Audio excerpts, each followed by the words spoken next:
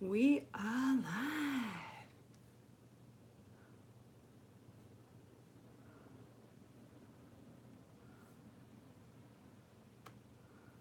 Hello.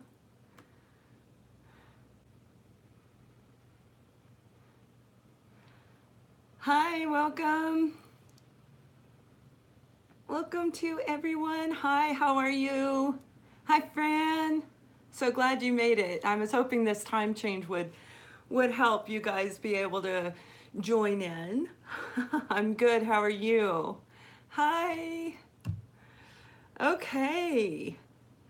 Gosh, I'm so glad everybody's coming in. We have some really good questions, a little bit different. I have a lot of the same questions every week, so I'm going to try and stagger those questions. Like a lot of them are about the soulmate journey. So I may actually do a separate segment. Hi, Mary Mary, how are you? I'm glad you joined us. I may do a separate soulmate journey segment. And if you guys are interested, send me an email. And I might forget, kiss kiss, I might forget to bring it up later when more people come on. But if you guys would remind me, you can post it on there and hopefully I see it. Um, Yeah. Okay, good. I won't remember everybody telling me, like how many people. So if you send it to my email, it'll help me remember because I have a lot going on in my brain. My brain goes nonstop, like all the time. Some of my guidance clients are here. They'll tell you, they're like, yeah, my mouth does not talk as fast as my brain thinks and, all of that kind of stuff. So, okay, we're going to go ahead and we're going to start. So, one of the questions I had that I thought was really an interesting question that people may actually be interested in is about angels. And one of the people had contacted me, Sally, Sally M. Thank you for joining us. If you're out there, Sally M., I have heard in readings that I'm protected by angels. How do I know if an angel is around us? Now, I did talk about this a little bit in another, I think in the first segment. I believe it was the first one. Hi, how are you? Um, Angels are amazing. Okay, they are absolutely amazing. And you can see, like if I were looking here at you guys, I could see like this little white light, like a little firefly, like a little white light, blink, blink, and that is an angel. Okay. So you can definitely see little fragments of them here and there. Sometimes you can actually see an outline of one. And I don't mean in the angelic form of the way that we see it like biblically and in religious well, even spiritual, they always show that angel, which is the way they look. Um, but it will have an outline that looks um, unique. Like you will distinctively know it's not a ghost, it is not a spirit. It's its own unique being. And as that, it's just like really beautiful to see. But they will come and they like to pet us, like how we pat a dog or a cat, how we do this. Thank you. Thank you. They like to pet us. So you'll feel them like lightly touching your hair. I don't know why, but they do it right on the head. And I know some of you have experienced that. And they touch us here. They touch us, they do tend to stay around our shoulders, typically in the back. They can be right in front of you also, but that little light is a really key factor in because they'll just pop all over the place. So if you're calling upon an angel, look for that little white light. Shortly there, within 10, a matter of minutes to a couple of hours, you will start seeing the little angel lights that are, those little fireflies. So I I hope you get the gist of that. So I have another question. This is from Olivia. I don't know if you're online, Olivia. I hope so, because this is your question. She tried to get it in last week before I did the segment, but it was actually right when I was ending the segment, so it didn't get on. She's from Mexico, and her question is, well, it's more than one because everything was phrased as we. We would like to know if we can change our destiny. We all have a specific path that we were meant to walk when we come into this, when we incarnate in this lifetime. We have a purpose. Everybody has a purpose. It can be from one range of something all the way to the other range of something. But this purpose is very important for us to do. It is something that the divine really wants us to do. And we are supposed to do it. So as we walk our journey, and that Hierophant card that you guys see in the tarot, that's very significant in this because that's about socialized belief systems. That's the belief systems of our parents as we move forward into the world when we're young and we grow up and we move forward. We take the belief systems, most of us, almost all of us, take those belief systems forward. So, and I've mentioned this before, if they say the sky is purple, we walk out saying, okay, it's purple, but it's really blue. And it's only until we decide, no, you didn't, I just started. It's only until we decide that we want to know what our own belief system is. That's when we start really doing our own internal uh, clicking. You know what I mean? It's like, well, they're saying the sky's purple, but it really looks blue to me. And we start creating and developing our own belief system.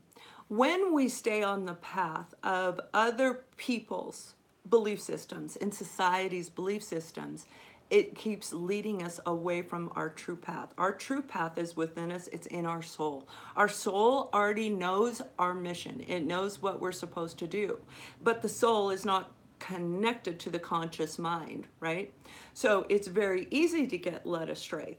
That is why there are so many different types of soulmates that come into our life to rattle our soul, to wake it up, to activate the soul to start doing what it's supposed to do.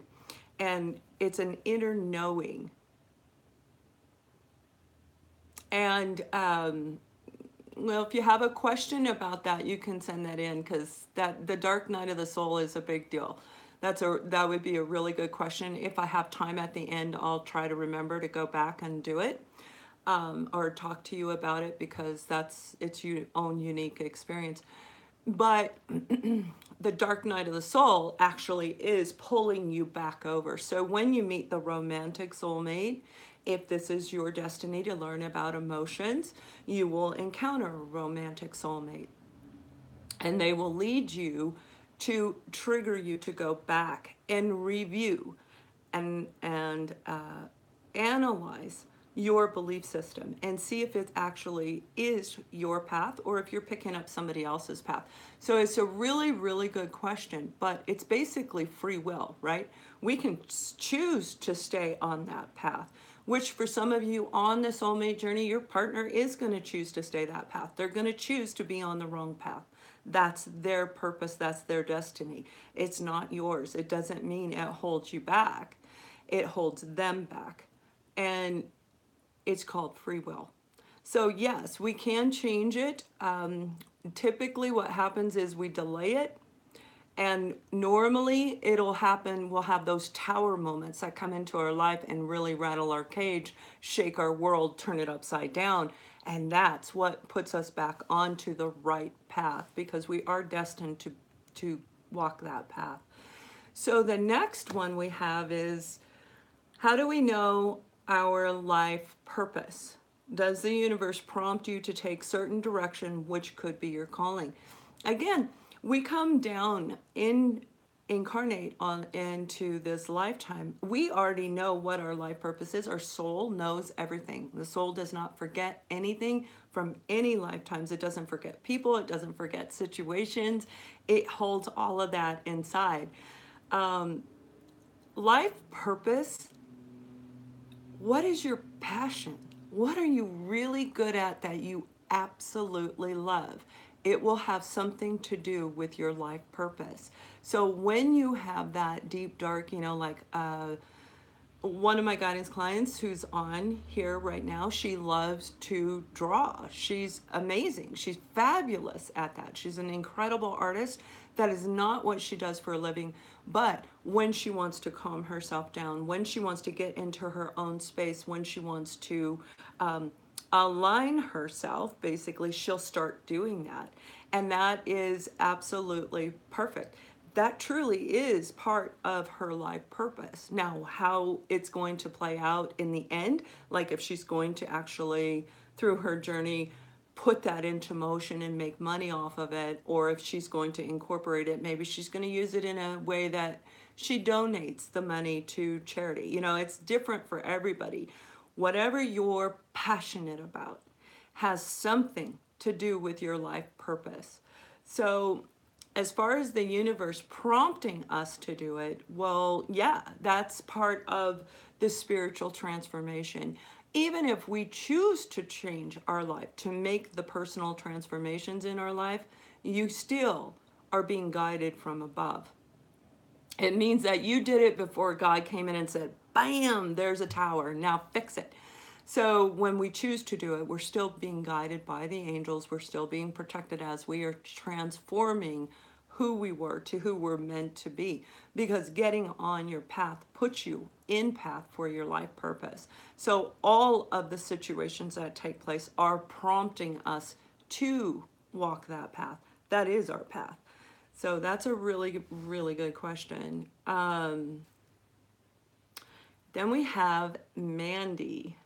And she's also, both of these two ladies, the last one and this one, have been sending in a lot of questions. I love their participation in this.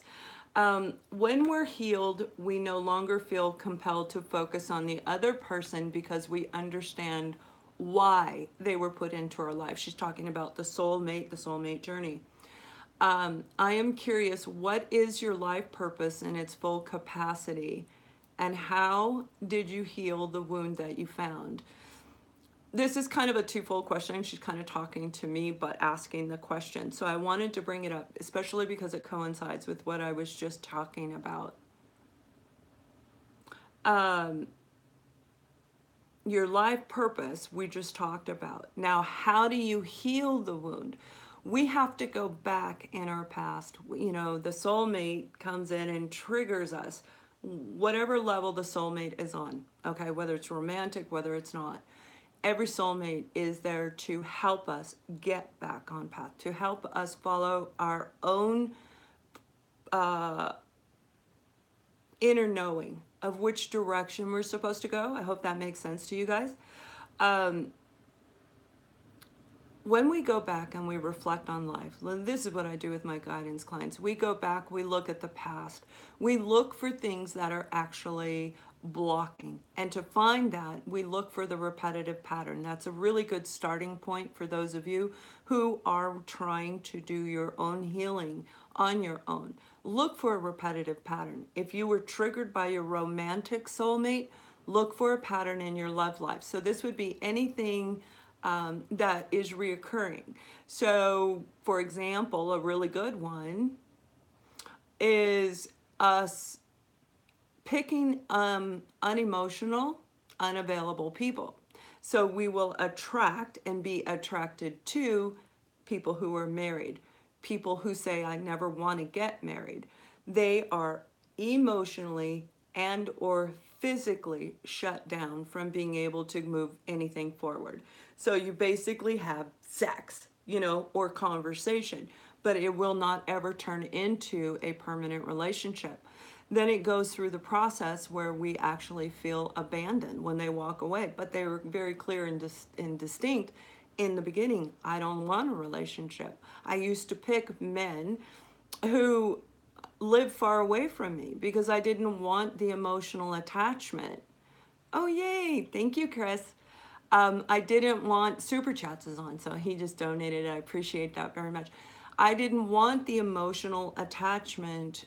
So I did pick those men that live far away. They couldn't just show up on my doorstep.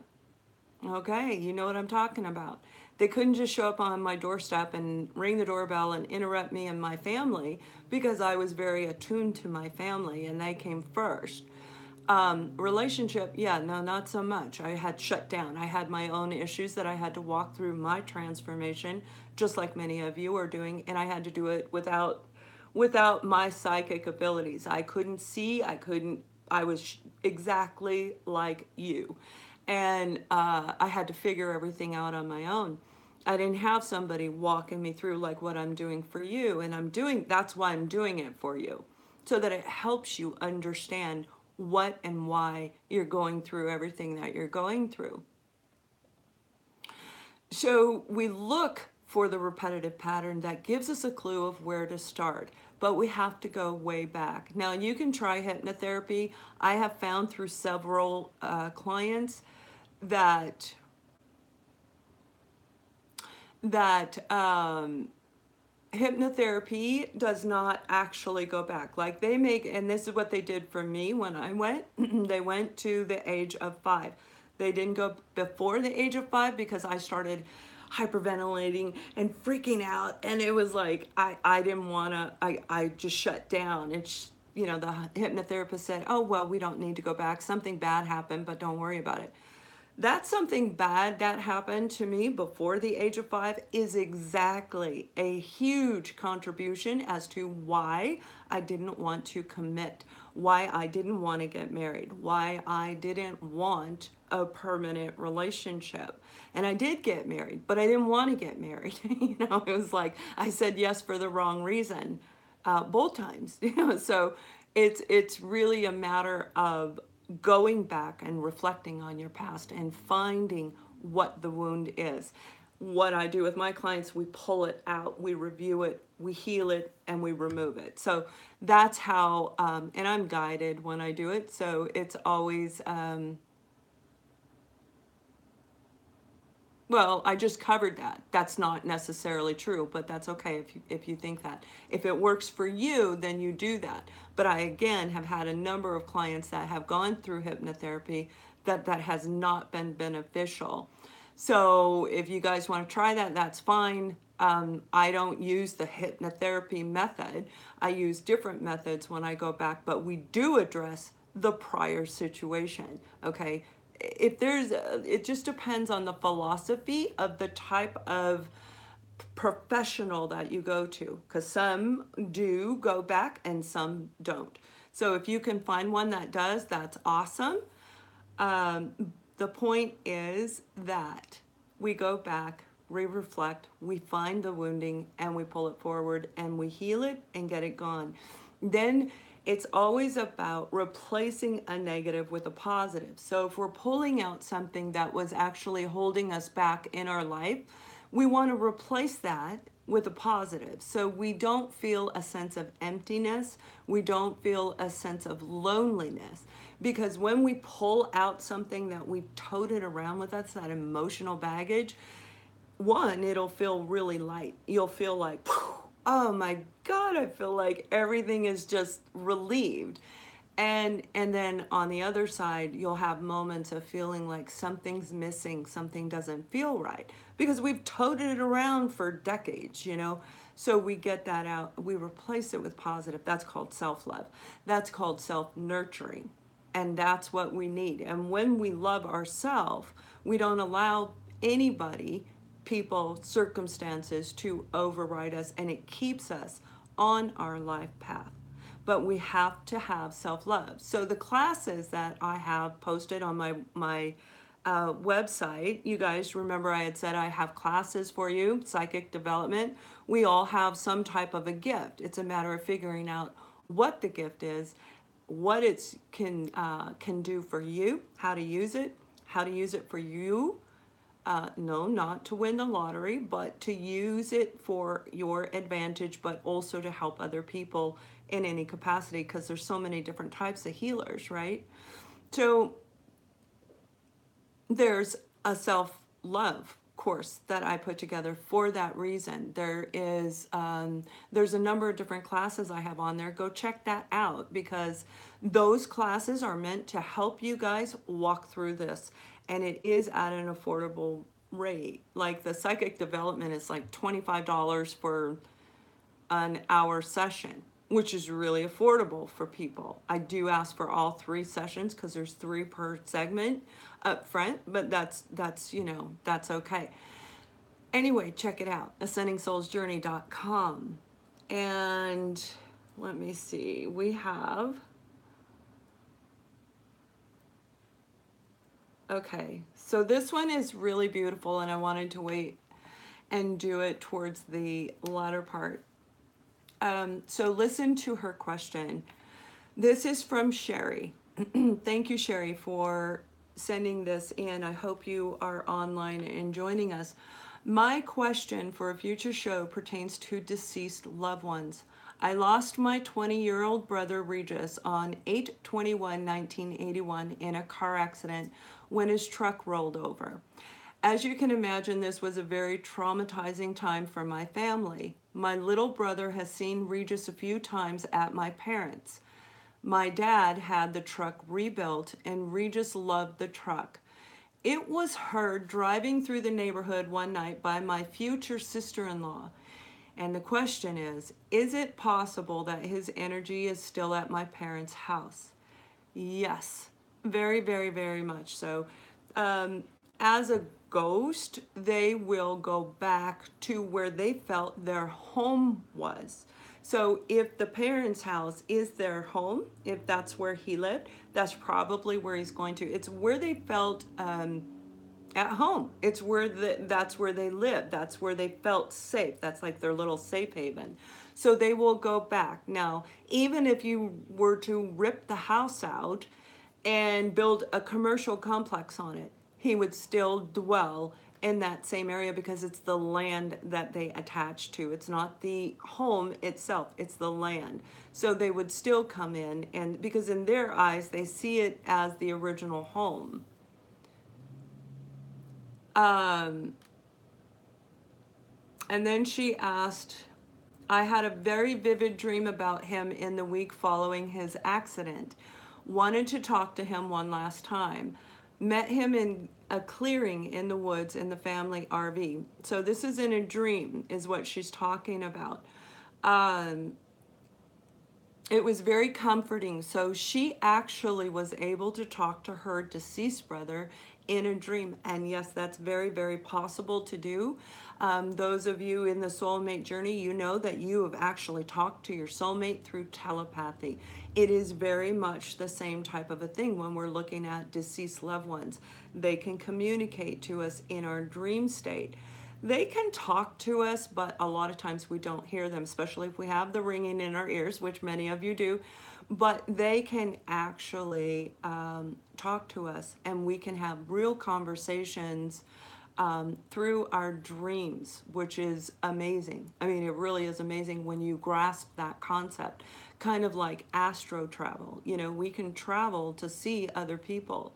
My dad passed away and he still comes back, and it's been long. I know he's already back in another body.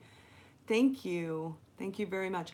I know he's already incarnated in another body, but every now and then he still astro travels back, and we do talk. I do feel his presence. I know when he's around, and my dog knows when he's around too. My dog will sit there and his head will go like this, like somebody's patting him on the head, but there's nobody there, and it's like, okay, it's a little weird, but you're like, okay, but I know it's my dad, so I'm okay with that.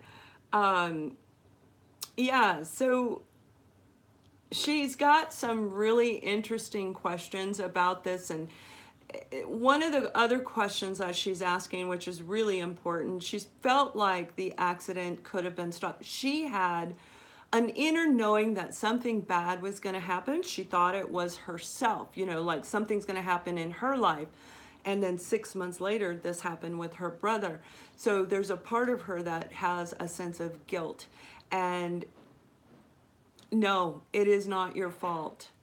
It is not your fault, Sherry. You had no idea that it was going to take place with your brother. You see, it was actually destined. It's destined when we die. Okay.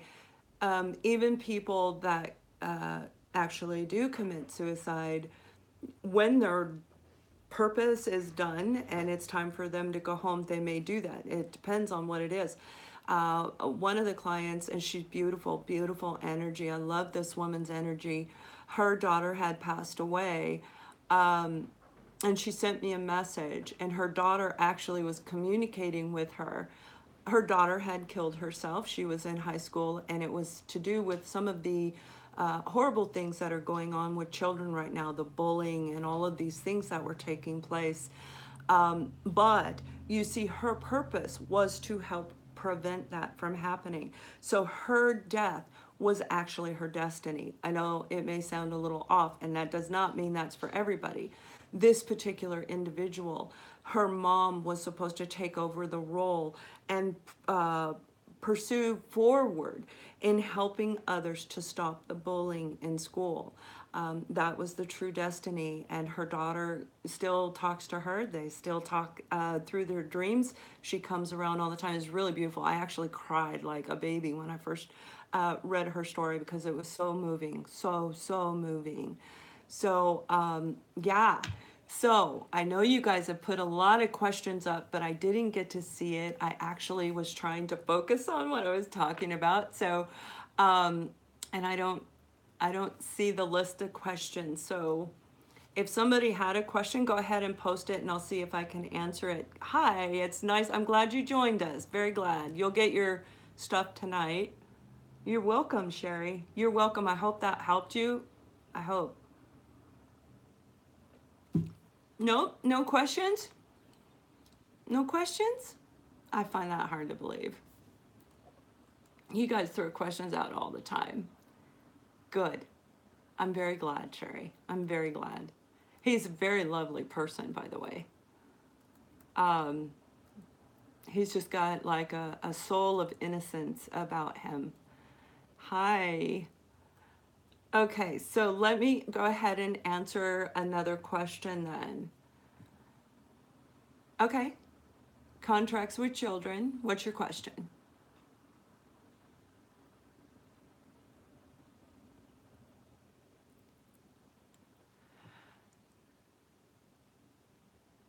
Oh yeah. Oh yeah. What you're going through with this, it makes, I didn't read the whole thing, but, and I didn't catch your name, but yes, the experience is exhausting. It is exhausting. You see, you're going back and you're healing. So it's almost like reliving all these decades, whether it's 2 decades because you're 20 or whether it's, 5 decades because you're 50. It's going back and reliving the experience. What I do with my clients is a way to relive it without reliving it, where they don't feel that emotional attachment. But yeah, it's very exhausting to go through the healing process, to go through the transformation. You will be completely drained because you are literally, pieces are coming out of you. If you imagine it like that, like imagine a piece of something flying out of you. Okay, boom, that's gone. Now you got to heal that open wound, right? Remember I said we release a negative, we replace it with a positive. The self-nurturing, the self-love fills in that gap, right? But all of the healing, just like if you were to have a splinter, and some of you have heard me use this metaphor before, but if you had a really deep splinter and it poked through down deep, now it hurts. Okay, now we got to get the tweezers and we got to try and pull that piece out. Well, that hurts too. And each time you touch that splinter, it's like, right? It hurts really bad. Yes, I have. And then you pull this piece of splinter out and it leaves a very deep wound. Now we have to put the peroxide in there and all the cleaning solution to clean it out so it does not get infected. And then we have to allow the skin to form back together and heal. That takes time. That takes time. So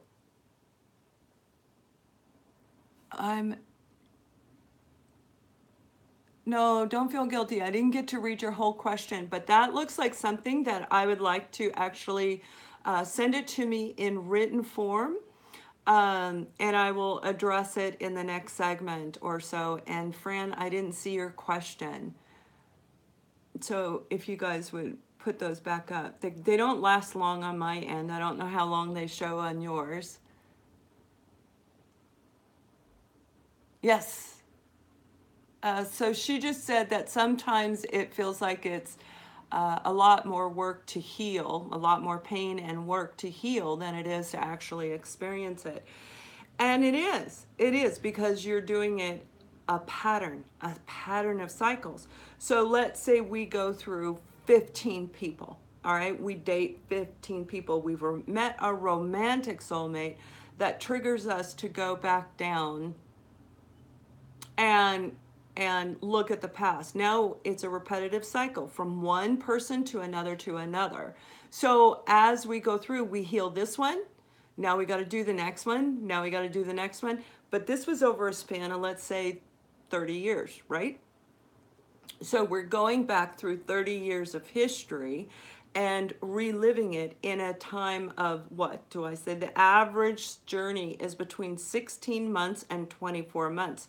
So you're healing in that time frame in 2 years or less on the average. Some people take longer. Some people take 5 years. Some people never heal because they don't want to go back. They don't want to do the work. It hurts. They have no desire to go back and do the work. Say something in a dream. Yes. She was asking if, oh, I'm so sorry, I didn't read all of that. So she was asking if you had a pregnancy and you lost the baby. Can the baby talk to you in dreams? Absolutely, because we're still connected. You see, as a conscious collective, we are all connected. We're connected through, imagine, if you will, like electrical light beams, right? We are all connected. So we have the ability to communicate. We can communicate to the other side. That's why I have the psychic development program going on, the class, so that you guys can learn how to do this, or enhance what you already know how.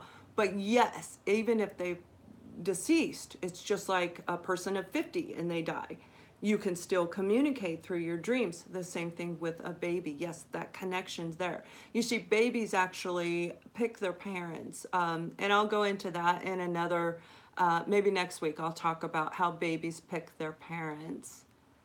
Good, good. Yeah, I think you'll like it, Angie. Take a look at the classes. I do have 2 spots available for tomorrow night's Psychic Development 1 because I limit how many people are in there. I can't. I didn't get to read all of it. You guys look like you've really asked some great questions. So if you could send those questions to ascendingsoulsjourney@gmail.com. Yes, you can smell the scent of people who are deceased. My dad died, and it's a very long story. I don't want to go into the whole thing, but you guys would really love the story. But in a nutshell, when he died, my dad loved green apples, absolutely loved green apples. And they have a very distinct fragrance. Hi, Mary. When he passed away, about 2, 3 months later, I started smelling green apples. So when somebody passes away, they are going to identify with you something that you will know it's them. A lot of times deceased will use pennies. They do use pennies a lot. My dad was a freak on feather pennies. So the ones that I found always had the feathers on the back. But pennies are big ones that they use, and they'll put pennies around, just like God dimes. When you ask for money, start looking for God dimes. If you see a dime, like boom, right on your counter, the angel said, here you go, money's on its way. But the fragrance of the person, the scent of the person, the cologne they wore, their favorite food, like green apples. You will smell this, or they will play music around you. You'll hear music, but there's no music playing.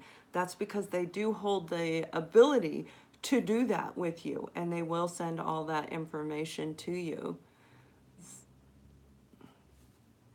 Is there a house move coming in for me? I don't know, but if you book a reading, we can find out. Okay, so good. That would be a very good career to go into. Yes, yes, it's a scent and it's their scent. It can be the scent of their actual natural scent, or it can be like a cologne or a perfume that they wear. But you will smell them. It could be the scent of their hair. Thank you. Thank you. I'll get to your question next week. You sent it in a little late. I'm trying to leave the end so that I can answer questions that pop up.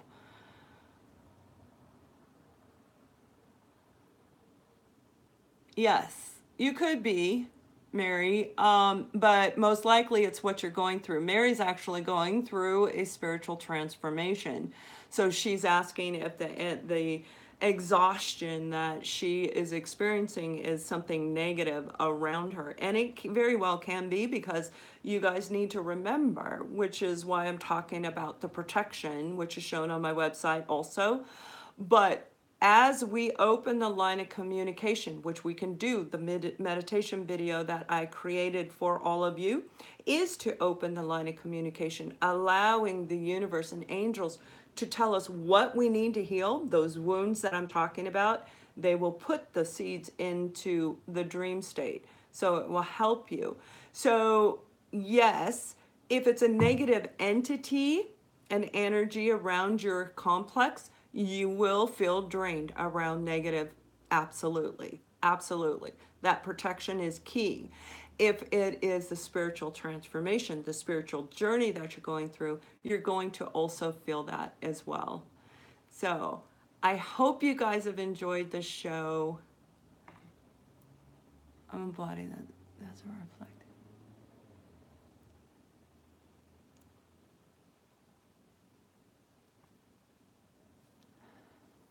Yes, you can become sick while you're going through your transformation. Anything that you're going through right now, remember, guys, it is really about the old you, the you that got off path, all of that negative crap that your belief systems, the things you did, the bad things you said, all of this stuff is being, the old you is dying off, so to speak, and your soul is aligning with your external person. So you can meet somebody that walks in, and this, you and them, you have this conversation, you see their personality. In a work setting, when you're with them, they can be very, very different in the work setting. They're a little bit different. And then you go into a social setting, a social gathering with them, and they're different again. So it's almost like three different people, right? We wear masks, and we learn this as a protection mode as we move forward with other people's belief systems. Then we get around new people and we start going, okay, well, I'll kind of go your belief system, but it's the wrong way. It leads them off their path. So all of these negative aspects take place. It's exhausting. And it's absolutely exhausting. You're letting the old you go to embrace the real you, to align you. So when you walk in to see a friend, it's you. When, like me, this is me. No matter where I'm at, no matter what, I am like this. Now, don't get me wrong. There are times I get mad, not too often. There are times I cry, but this is my personality. It doesn't change. It's who I am. I don't have to wear a mask. I don't feel the need to wear a mask. I'm really proud of who I am. Okay. And yeah, it's absolutely exhausting. I don't know why you're on here. If you don't believe in it, why are you on here? It's funny. Exactly, right? I don't know why they do that, but I find it amusing. I appreciate you doing that. So I didn't see it all. Okay.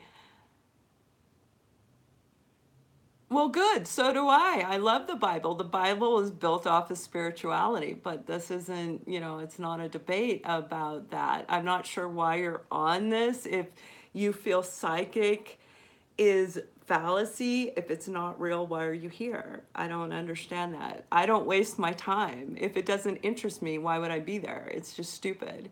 Exactly. So why are you here? I'll just block you, okay?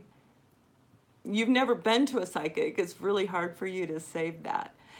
Anyway, to all of you out there who wanted to learn about spirituality, who wanted to learn about all the different things and how to transform our lives, walking the right path and our life purpose, all of that that is shown in the Bible, I thank you all for joining me. Send your wonderful questions to Ascending Souls Journey at gmail.com. It's in the About section. You'll find it. Now, this is going to upload and it'll take about an hour for it to get done.